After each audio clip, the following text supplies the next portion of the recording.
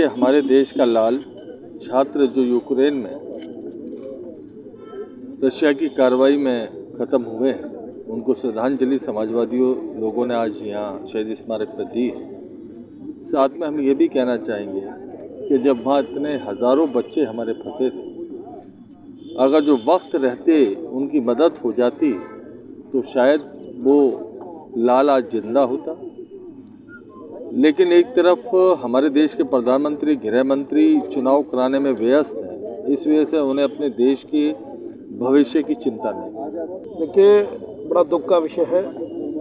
हमारे नौजवान नवीन शेखरप्पा यूक्रेन के युद्ध में मुझको प्राप्त हुए हैं, जिनकी मृत्यु हुई है। निश्चित रूप से भारतवासियों में बड़ा दुख की लहर है और हम तो यही कहेंगे कि जिस तरीके से हजारों छात्र फंसे हुए हैं, भारत का भविष्य फंसा हुआ है यूक्रेन में, करीब आज हफ्ते भर से ऊपर होने को आ गया है युद्ध को चलते हुए, और हम लोग उनको नहीं निकाल पा रहे।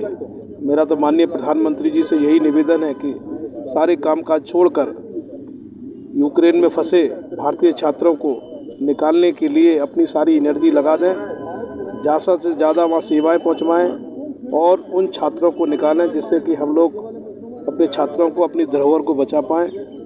और इन्हीं के संग मैं श्रद्धांजलि प्रकट करता हूँ। आज अब सभी लोगों ने शहीद स्मारक पर नवीन जी को श्रद्धांजलि अपनी दी है और भगवान केंद्र सरकार को सद्बुद्धि भी दे, जिससे हमारे छात्र बच सकें। यूक्रेन और रूस के हमले में जो कर्नाटक का भारतीय छात्र मारा गया, जो छात्र अपना जीवन बनाने के लिए यूक्रेन में गया था, आज उसके माँ बाप के घर में जो सपना था कि मेरा बेटा कुछ बन के वहाँ से वापस आएगा, आज उसकी लाश उसके घर में वापस आई है। क्या बीत रही है उसके माँ बाप पर, ये तो ईश्वर और अल्लाह जानते हैं।